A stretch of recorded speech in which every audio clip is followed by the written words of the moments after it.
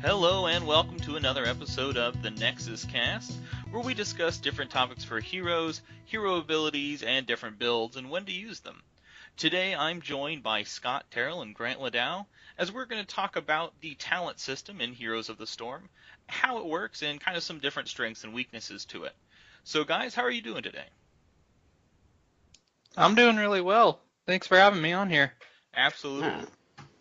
I'm alright.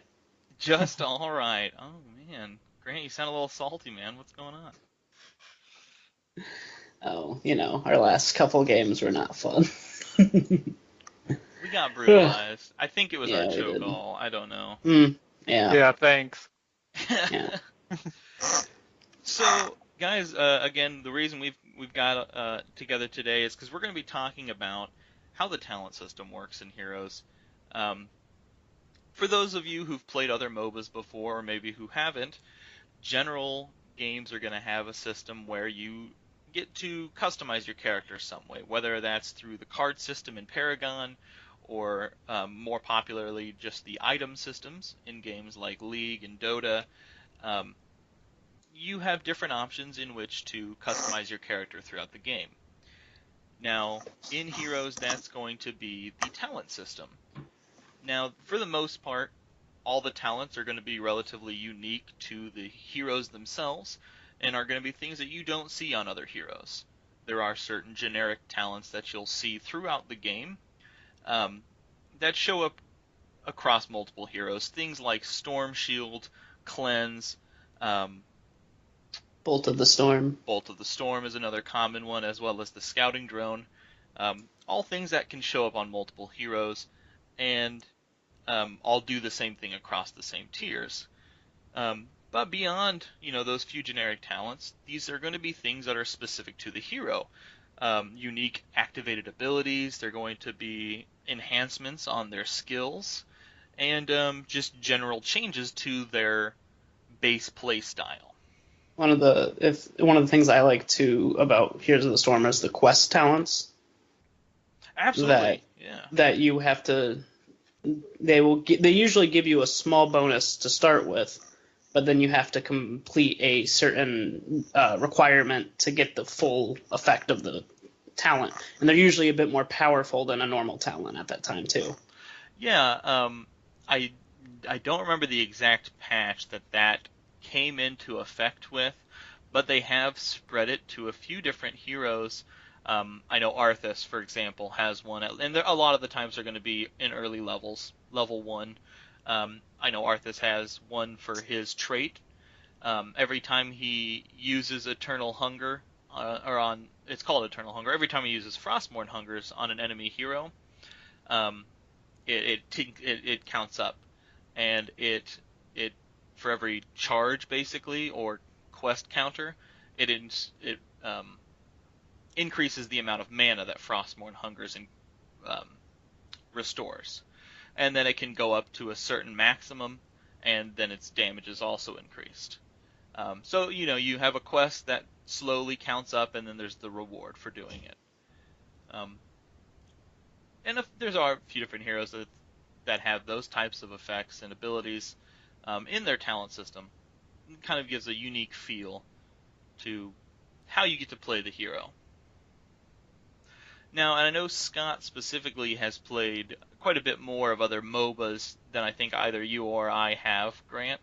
Oh yeah. So Scott, from your opinion, what do you think of the talent system? Well, I think it really comes down to the preference of how you want to play your MOBA. Sure. Which, for me, I was always kind of intimidated by the whole item system and what have you and everything else. So I took to the whole talent system really well. Absolutely. I can understand that. The item store in games like League and Dota, I think, can feel like just a lot is going on. You know, and without referring to a specific build, it can be kind of overwhelming. Well, another thing, like I've played like maybe 2 games of League, Like, that's it. I'm not a big fan of MOBAs in general, and I really love Heroes. But when I played League, one of the things that I realized is when you go to the store, you have this entire list of things that you can get. And some of them are pretty self-explanatory, like healing potions and mana potions. But at the same time, you have all this other stuff, so you can't spend too much time in the game looking at what they do, because there's so much. You need to know what they do before you go and buy them. But with talents, you only get 4 or sometimes 2 talents to pick from that you can quickly look at what they do, and it allows you to pick up heroes a little bit more quickly, in my opinion. Sure. Yeah, and definitely, like, if you're a brand new player to the game and you start in, you're not staying in that starting area just reading down each item saying, oh, what am I going to pick? Right.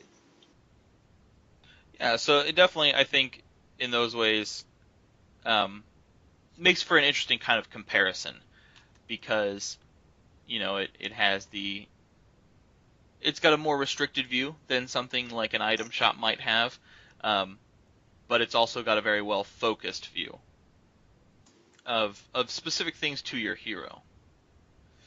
And I think that plays interestingly into creating strengths for what Heroes does it well in general, and what the talent system specifically adds to that. So overall, what are the biggest strengths do you guys think the talent system adds then?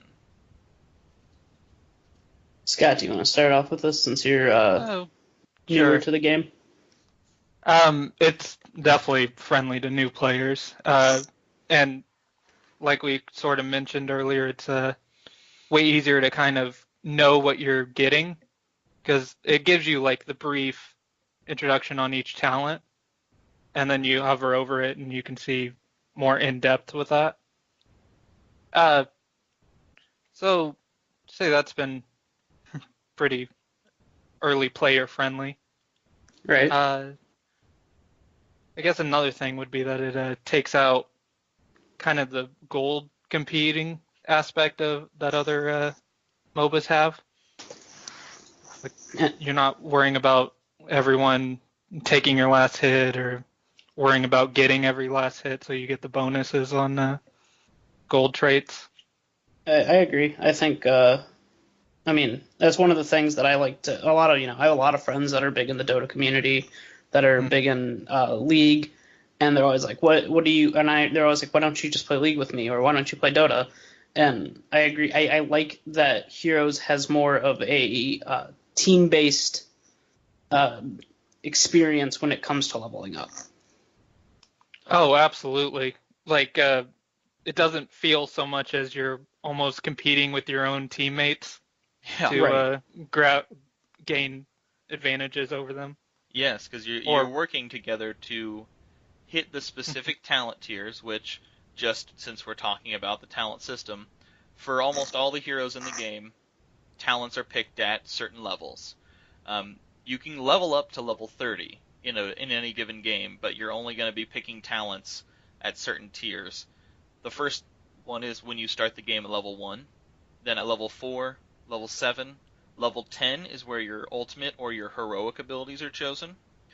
Level 13, level 16, and then level 20 at the Storm talents are the last tier of talents. You can level up to level 30, however, there are no more talent tiers beyond that point. And I've never had a game go past 23 or 24. Yeah. Most games will finish around 20, 21, but never been able to get to 30. I don't think I've ever hit 30. I know I've had a game where we were at 27, and that game felt like it had dragged on for quite a while. And I would also like to mention in the talent tiers that there are certain levels that are going to give you a bit more of a jump in your character's way of playing, and those are generally the level 7 and level 16 talent tiers. Absolutely. Minus, of course, the heroics, of course. But Right. at level 7, you usually will get into your build at that time, and it will kind of solidify what you're going for. Or it will give you a little bit of a boost to change your character. Like when we talked about Li Ming's, at level 7, Li Ming gets the she gets the Triumvirate, which does 25% more damage at long range with her Arcane Orb, which makes it so that the Arcane Orb is going to do a lot more damage than it did previously. Mm-hmm.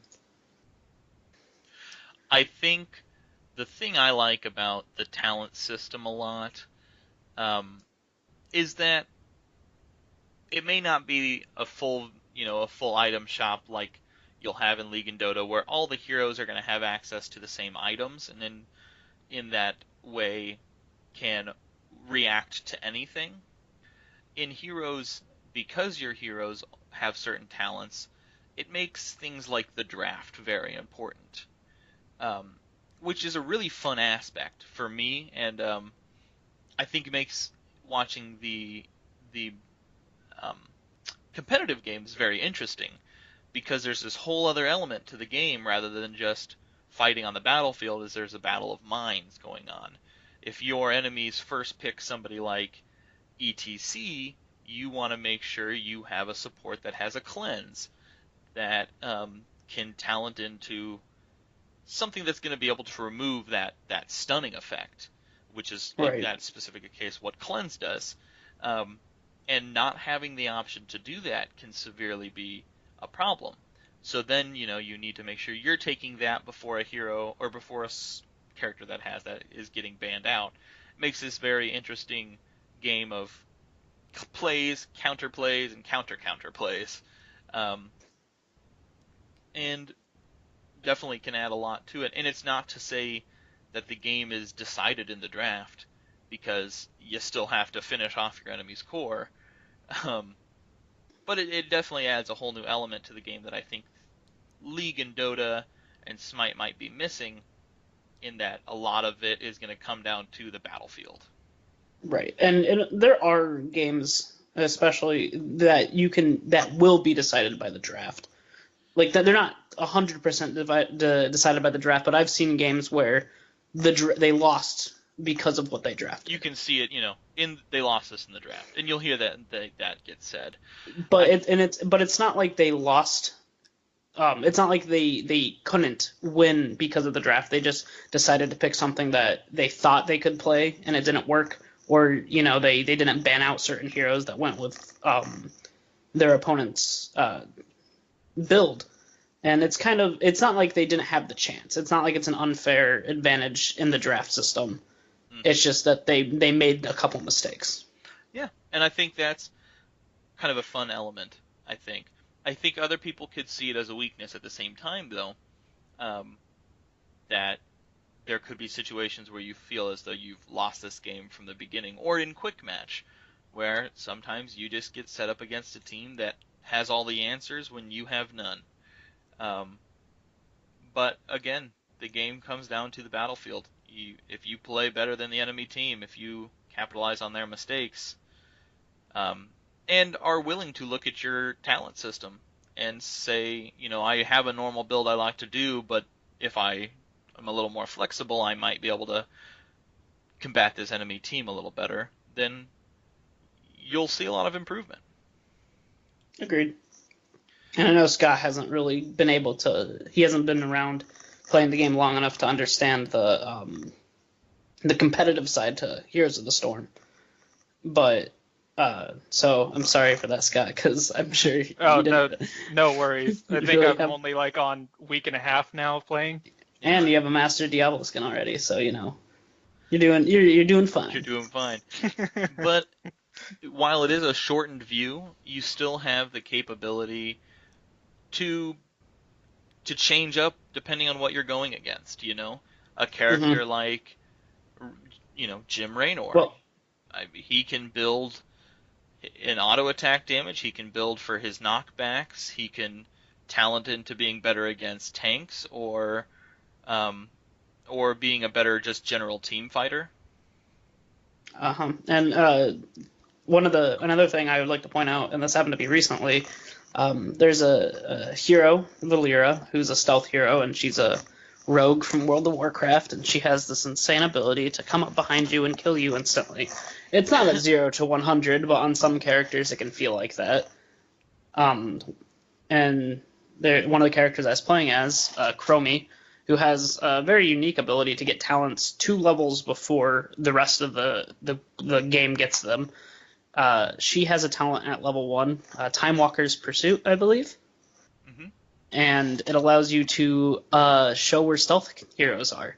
I totally did not know that was a thing, because I normally go for the Dragon Breath quest at level 1, and because of that, the Lyra was able to sneak up on me very easily, but you are able to kind of build around things that you might need to do, but it will make you a little weaker in the long run. Well, it comes down to, I think, a main trade-off. It might make you weaker in certain abilities, but it Right. increases survivability or your general team utility, which may have a greater impact on your chances of victory. And the good thing is that Valyria sucked, so I was able to able to stay up on her. Yeah. So we've touched on a lot of what I think, a lot of what I consider the strengths are, and what you guys have mentioned as well. But we've also kind of mentioned some of these things can be seen as weaknesses to a system compared to the item store or another similar system from MOBAs. As people who really like Heroes compared to other MOBAs, what are the main weaknesses to a talent store or talent system compared to something like an item shop? Scat, do you have any opinion on this?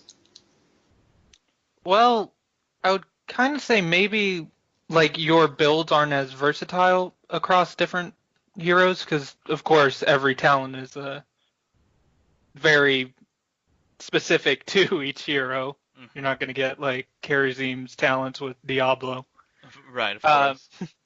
But say you're like playing the same class in those other MOBAs, like a support class, you can definitely adapt the builds that you use on a different hero towards maybe a new hero that you're trying out. Right. One of the things that I have heard people not like so much, and this actually goes to what Scott said earlier about last hitting and gold collecting. Some of my friends really like that you can snowball and backpack in League of Legends and Dota. Sure. Where you can kind of load up one player. Right. And another person, one of my friends who is a big Dota fan, one of his preferences to having the gold in the last hit is that it forces team communication to be a bit more, because let's say you want this character to get to a certain gold quota, you want them to get you want them to get better than everyone else, then you need to be like, hey, I need this last hit, don't hit the minions, or the creeps or whatever they call them. And I agree that there is a different level of skill that will be involved in that, because you will need to be a bit more tactical on how you approach a situation. But at the same time, it makes it so things like solo queuing can be a little bit harder. Where, in solo queuing, I can go play Asmodan and go lane by myself and not have to worry about making sure that my Illidan gets a couple more kills than me so he can stay up with me. I can take down a tower, and my Illidan in the top lane has also benefited from that. Absolutely. And then that's just one of those where I think the system itself is very strong. I personally prefer the talent system because of the specific things it can do and show for a hero and showcase in a certain character. Part of that may be because of my love of Blizzard games too, but I think it's very casual player friendly, which is important to me, and I think it's very, I would say, maybe unique in the ways that it does allow you to more flesh out a specific character rather than having just kind of generalized builds that work across classes. Right. And I think that and once again, my opinion is kind of crummy when it comes to this, because my experiences in League and Dota are very, very slim. But I like that it makes it so that the characters feel more different across the board. Yeah. You know, instead of it being like you have to take this item if you're a DPS, it's take this talent if you're Chromie, take this talent if you're Raynor, take this talent if you're Vala. You know, it makes it so that the builds are a little bit more unique. And I like that. But I know some people don't like that because some people look at that as this character's talents are way better than this character's talents. So this character beats out this character. Then and that, you know, depending on the meta, has been true. I think right now the balance and the development team have done a really great job of getting to a spot where there's a pretty healthy meta, and a part of that is just that our hero pool is growing as well.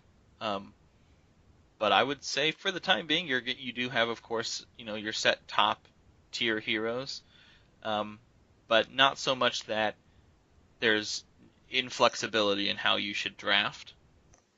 And Right. what heroes just have such better talents, because, you know, I mentioned Cleanse being an important talent, and it can be very crucial to have. But that doesn't always mean that you have to have Cleanse on your team or you've lost the game. Right. So you can have that flexibility to pick up a hero that may not have it, but is still a strong healer.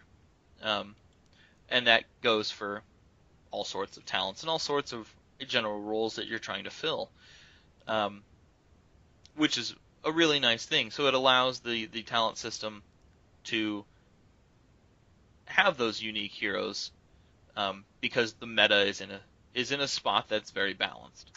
I agree. And I And think that's a strength and a weakness. If the meta is in a spot that is not balanced, the talent system can become under fire because suddenly you got to make sure you're building a hero only a certain way because that's the best possible option, and anything else is just garbage.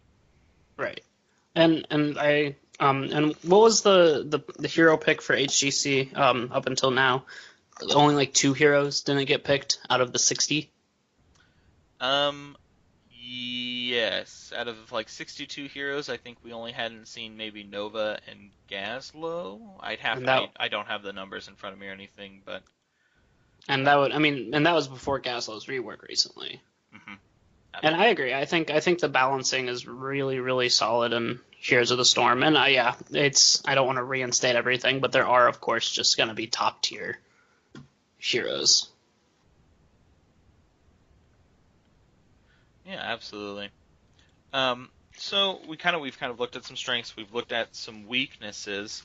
I think the last thing I really wanted to talk about is with the talent system. It adds one last little layer of fun that I really enjoy. And this is going to be more of a casual part, so if you guys are interested in hearing some kind of fun stuff, stick around. The talent system includes the option for 2 different kinds of ultimates, where in a lot of other MOBAs, you've got your one heroic ultimate ability. Here, you've got some more variety. So I want to talk about ultimates and which ones are silly, which ones are ridiculous, and are there ultimates that you guys think are always just too good to not take, or just too fun to not take? Well, I think Grant would already know which ultimate I would be talking about. So when Scott and I were playing for the first time, I told him don't take Lightning Breath because he started playing as Diablo, and Scott goes, "It seems like a good. It doesn't seem that bad by reading it." And then there was a game when we were stomping. We were up like 4 levels, and our forts were still up. We were at their core, and Scott took Lightning Breath. Because why not? And he goes to use it, and he immediately goes, "Holy shit, this sucks." Did not do a thing. It's in a bad way right now. Oh, it's awful. Yeah. That's I think they even had like a few squishy heroes that tanked it. Yeah. Go right. So Scott always takes Apocalypse. Why do you like Apocalypse, Scott? Well, it's an amazing ult, seeing as how you could be just spawning back in from dying. It's Diablo, you can kind of use that to Right. your advantage. The And Black you're Soul Gem, yeah. right, and your team is team fighting all the way across on the enemy's core. The whole enemy team's grouped together. I'll just pop the ult. Why not? And you can get the stun, which can It's- really... Right. And I know you haven't really had much of a chance to do this, but one of the things about Apocalypse is you can combo it with things like ETC's Mosh Pit. I do know you got it Right. where, as it's ending, you can pop Apocalypse and then catch him again. And also Sure. lightning Breath is bad. Well, Absolutely. that's actually one of the moments where I knew, when the first game we played, Scott, with you and I, that I knew you were going to be really good at this game. Because I was playing Zeratul, and I caught 3 people in a Void Prism, and you were just like, Apocalypse, and it timed perfectly. My favorite We thing... didn't have to say anything, you just knew. And That's all it really is just finding your opportunities. One of my favorite things that Scott's ever done with Apocalypse was on the Dragon Keep. I think Eli and I were at top and Scott was at bottom. And Scott goes to Apocalypse like the 3 people that he was fighting at bottom, and we were fighting like 1 or 2. And his Apocalypse kills one of the people at top. Yeah. It's so amazing when you can do so many unintentional things with that move. Great. So, Another one that for talents for heroics, for me, Li Ming, I hate Wave of Force. I really do. see, and that blows. I like it. I don't like it as much as Disintegrate, I will say. But Wave of Force, I think, is just good.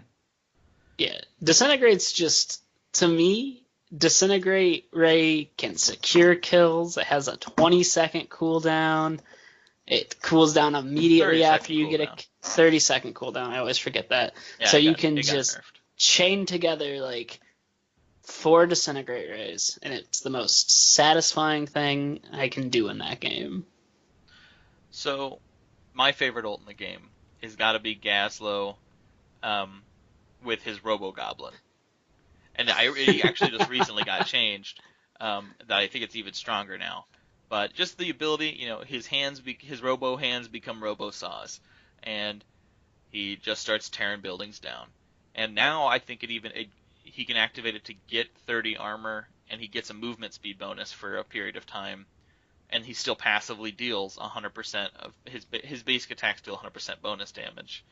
So it's just so much fun. I can sit in the lane and I can drop turrets down. I can crush through buildings, and when enemies come, I just peace out. I just Robo Goblin activate and get an armor bonus and a movement speed bonus, and I leave and switch to a new lane. It just feels so powerful. It's easy, fun to do for whatever reason. And I'm looking at Icy Veins right now, and I remember looking at Gazlowe, because Gazlowe comes in the Nexus Challenger bundle, which is like the starter pack. And I remember looking that Robo Goblin had an X through it, which means never pick this. Yeah. And now Robo Goblin has a check along with Grabo Bomb. So It got better. it did get better. So now we're going to talk... Oh, go ahead. I have one more. One of my favorites, and it's just because I love using it incorrectly, is the medvac shit. Oh, Shit. that's awesome. For Lieutenant Morales. The medevac dropship. And I love using it to just come in or just leave. I use it correctly, but sometimes it's funny to just like go like a couple feet in front of you and people just get in on it. We're going in. Which, 5 feet to be forward. fair, you move the same amount that you would just walking Oh yeah. a lot of times. Was that the one you thought I was going to say, Eli? It actually wasn't. I was waiting for Sunder. Ah, Sunder. Okay, alright. So, Thrall. Green Jesus. Everyone, it used to be Sunder, but they buffed Earthquake and nerfed Sunder. And an Earthquake slows down everyone around you and deals 50 damage plus 4% per level, and does 3 pulses to slow and damage. and it's good because it can get you escapes, can secure kills, and it's a huge radius. I love Sunder because I just do. I love creating a mini cavern through the map, and I love just hitting like all of the team with it. And it never works out. Not anymore, it doesn't. But it's so much fun. And then you can get World Breaker at level 20, which makes it so it goes from one side of the map to the other, and it has an X through it and Icy Veins. So you should never take World Breaker, but I always take World Breaker. All right, so now we're gonna do some questions on ults here. What do you think is the weakest ult in the game? I feel like we already covered what my answer would be. Just Lightning Breath. Lightning Breath's not good. You talk about yours. I have to think. Oh, wow, I was really hoping you were going to turn that back on me. Okay, so weakest ult in the game. When do I just not really care that they took an ult? I will go with. I think it's Nova and Triple Tap. Triple Tap? It's hard. They recently buffed it. It's not as bad as it used to be. So for those who don't know what Nova's heroics are, do you think you can specify what they are a little bit more? Yeah, so we've got Precision Strike, which is an AoE global ability. Just a big old burst damage after a delay. It is a televised ability, so they do have some time to dodge it. I think it's a 1.5 seconds of delay or something like that. It deals good burst damage, but it's an unlimited range. She can fire it anywhere on the map. Triple Tap is going to lock in on a specific hero. It'll fire 3 shots, and it's going to hit whatever hero or structure is in the way of they hit it, basically that it runs into first from the hero it locked in on. Now it deals almost twice the amount of damage that Precision Strike does, but it could be dealt across 3 separate targets. Because you can body block it. Because it can be body blocked, it can hit a building. So Triple Tap, I think, has a lot of. It's like a high risk, high reward, because it still deals decent damage. It didn't used to do as much damage as it does, but you don't really know that you're going to hit at all what you're trying to get. If their tank walks in the way and just takes it, you didn't get too much out of it. Where Precision Strike is going to be area denial, it's a lower cooldown, area denial. It's good. It's good stuff. I think it's almost always the right choice is Precision Strike. I'm not going to say a great Nova couldn't make things happen with Triple Tap. I just think. But a great Nova wouldn't play Nova. I just think it is probably the least impressive ult in the game. So, shut up, Siri. So I have a couple, because I went and remembered a couple of them. Which, Grant? Yeah? I think I know what one of yours would be, and I would not let you in on this stream, or on this podcast, without mentioning, and let me guess this one, Ragnaros? Okay, yes, that is one of them. There you go. Ooh, wow, so, really? Well, I have some reasons for it. So one of them down. Okay. One of them is, but the one I was going to talk about is Guillotine from Zul'jin. Mm.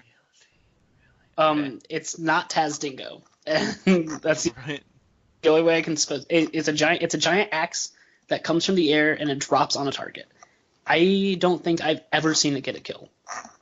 It only has a 30-second cooldown, which is pretty nice, and it does a ton of damage. It does 210 damage plus 4% per level. And of course, it deals the bonus damage from Zul'jin when he's at low health. But every time I see it cast, it always misses. And maybe that's because I'm playing with bad Zul'jins. But to me, having the Taz Dingo and being able to be unkillable and also have the low health bonus from Zul'jin is just so much better. And I cannot think. There was a time I didn't know Guillotine was an ult. He would drop the axe, and I'd be like, "Oops, there's one of his moves." I didn't know it was an ult. And the other one is, of course, Lava Wave. And I don't think Lava Wave is the worst ult in the game. And Guillotine. there, It's the second worst ult. no, because I think I agree with you that triple tap's pretty bad. But having Lava Wave, first off, it's incredibly telegraphed.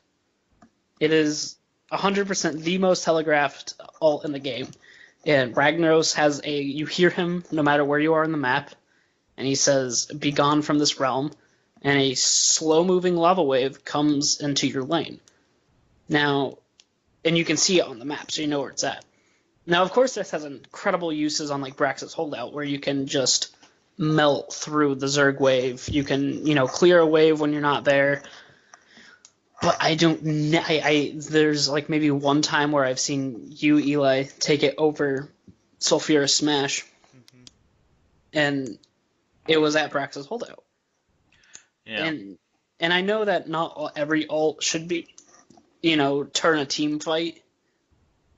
But it's one of the. You're saying it's too good to pass up? Sulfurous Smash is too good to pass up in almost every case. But I also think, to me, seeing someone take Lava Wave marks them as a bad Ragnaros or like a new Ragnaros. Well, so I don't think, it is kind of gimmicky, yeah. And I think it's one of those things where it's like, oh, I can clear an entire wave.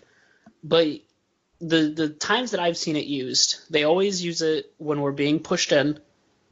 And I can see people like Chromie and Li Ming literally sit there, take the entire lava wave, and maybe have, at most, 1/5 of their health gone.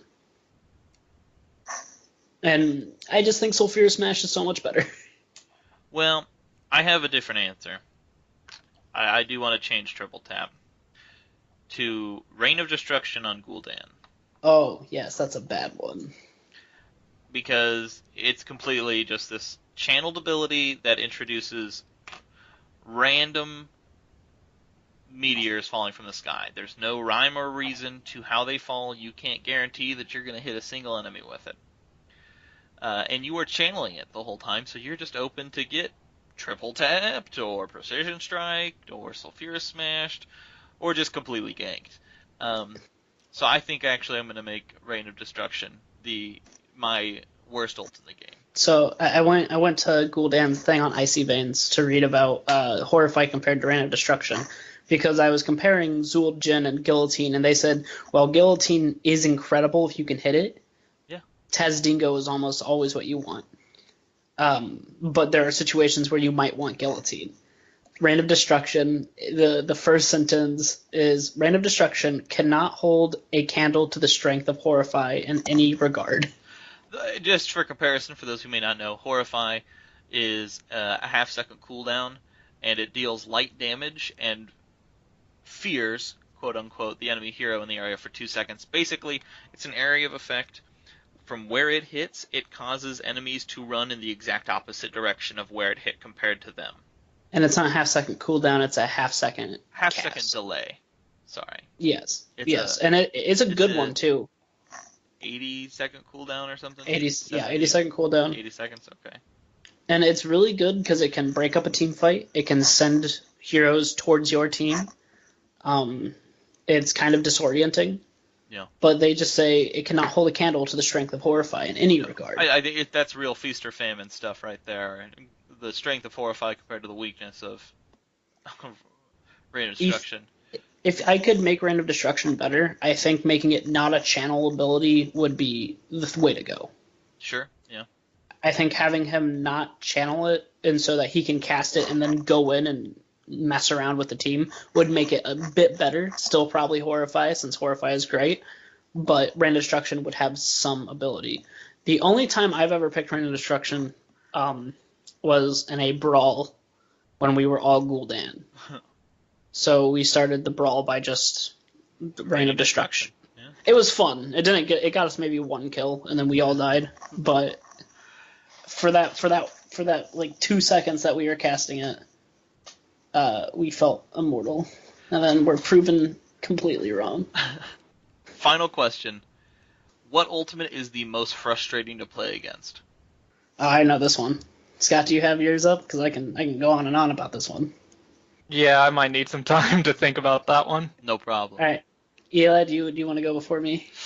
You sound like you've got an answer. I'm gonna let you go. Oh, I got one too. All right. It's Smoke Bomb. Valera's Smoke Bomb. And it's not because it kills me. It's not because it changes team fights. It's not because it's going to ruin our game. I hate it because, first off, it has a 60-second cooldown, super small, makes her unrevealable, so you can hit her and she'll stay invisible, and she always gets away. And this could be makes her invincible. It feels like sometimes. I know. And maybe it's because I'm a bad player, but I cannot deal with Smoke Bomb. And I know she's still there. I'm like, I see Smoke Bomb, I'm like, she's in that radius. I'm gonna drop everything I can on her. She's gonna live. She gains 25 armor, so her damage is reduced by 25%. She can use it while she's stealth. So if she knows you're gonna hit her, she can use it and keep her stealth. And it's just so discouraging. And I don't think I've ever seen anyone take her other ult. I don't even know what her other ult is. It's like something with T. Cloak of Shadows. Oh, Cloak of Shadows. Okay. It was in my few top choices for the worst ult in the game. So she becomes enveloped in the Cloak of Shadows, which immediately removes all damage time effects from her. Yeah, that's pretty bad. Scott, you said you've got an answer? Yeah, and you would probably remember this one from one playthrough that we did. And this is definitely just specific to, well, not necessarily just Diablo, but playing Diablo, this one gets very frustrating. Chin's old heroic Wandering Keg. Yeah. There's nothing more frustrating than get that Chin just to that little sliver and not realizing he took that heroic. Right, and he just rolls away. Yep, especially when he did that to let other heroes get away, which that's ultimately how you're supposed to be playing Chin. Right.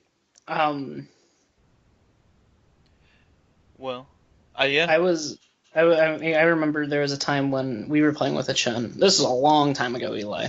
Like way, way long ago.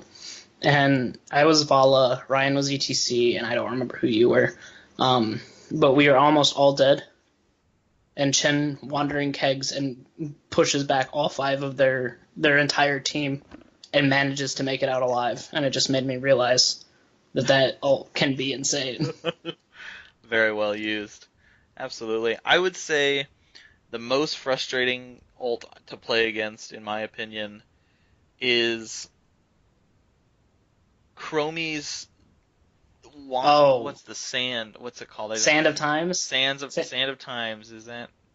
Slowing Sands, I think. Slowing Sands. Yeah.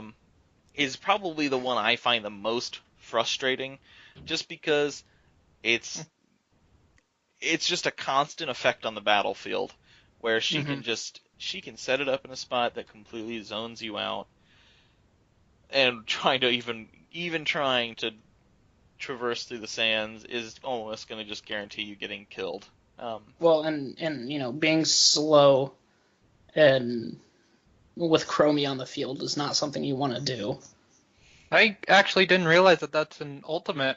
Yeah. I just remember seeing it so often that I thought that's the crazy part about it, I think, and part of where its power comes from. It's a 5-second cooldown, and it just exists on the battlefield until she cancels it, or until she runs out of mana, because it slowly drains her mana.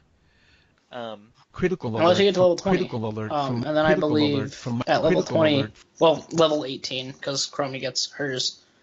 Chromie gets hers. Oh, never mind.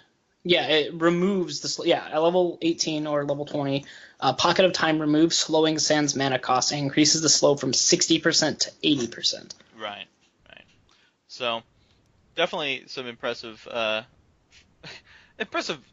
battlefield control there, and it's a real pain in the butt to deal with. But that's probably my least favorite to play against.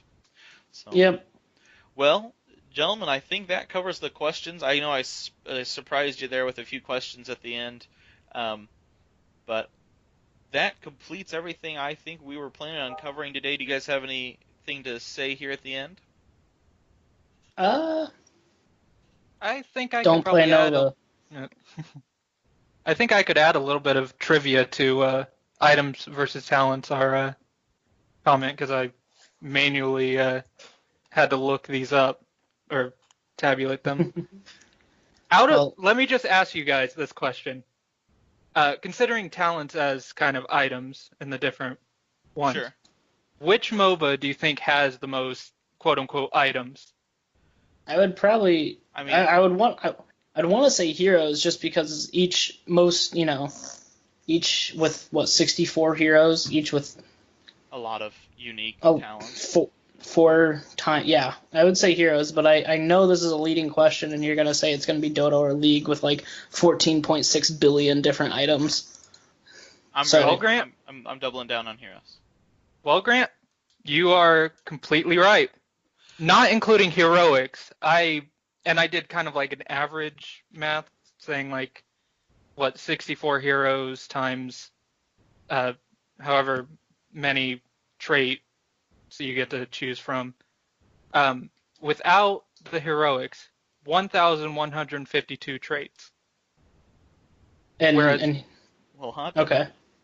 The items in Dota, 223, 184 League of Legends, and 221 Smite. So it is heroes. So definitely heroes then. It is absolutely heroes. Definitely All right. heroes. 5 times over. That's pretty nice. Yeah, and I think that cool. It speaks to a lot of the allowing you to have very unique play styles, very unique character experiences. Right. Yeah. Well, hey, that's a sweet tip there. That's a sweet little thing to know. So, I think we are all set to close the show then, guys. So thank you both very much for joining us today, and for everybody listening, we'll see you next week in the NexusCast. See you guys. Have a good one, guys.